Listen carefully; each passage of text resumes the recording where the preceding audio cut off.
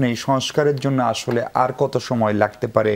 আলী রিয়াজ স্যারের নেতৃত্বে প্রফেসর ইউনূসই সেটার মূল দায়িত্বে, যে ঐক্যমত্য কমিশন, তারা বিএনপির সঙ্গেও সিরিজ অব মিটিং করেছে, এনসিপির সঙ্গে কালকেও সম্ভবত দ্বিতীয় দফা মুলতবি বৈঠকটি হবে।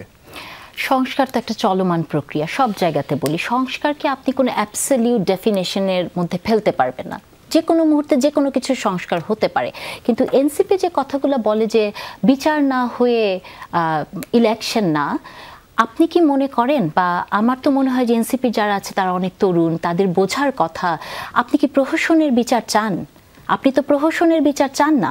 যদি প্রহসনের বিচার নাই হয়, শেখ হাসিনার এগেইনস্টে যে ইস্যুসগুলো এসছে, বা আওয়ামী লীগের অন্যান্য বা যারা এটার সাথে জড়িত ছিল, একটা প্রকৃত বিচার হতে কত বছর সময় লাগতে পারে?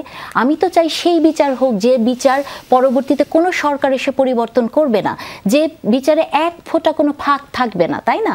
তো ওরকম একটা বিচার হতে আপনি বলতে পারেন বিচারিক প্রক্রিয়া শুরু হতে পারে, কিন্তু বিচার শেষ হওয়ার আগে না পর্যন্ত কোনো নির্বাচন নয়। ওটা ওনাদের সামান্থা বলেছে। আর ইউর যে প্রসঙ্গটা বললেন, ওনারা আজকে বলেছেন যে সংস্কারের জন্য কিছু সময় দেয়। গতকাল এই ইউর লোকজনই এবং রাশিয়ান এম্বাসি থেকেও লোকজন যে কিন্তু জনাব ফখরুল ইসলাম আলমগীরকে বলেছেন যে নির্বাচন কবে বা নির্বাচন কবে হতে পারে ওনারা জানতে চেয়েছেন। তাহলে দেখেন একদিনের ইসেতেই এক ধরনের ব্যত্যয় দেখা যাচ্ছে।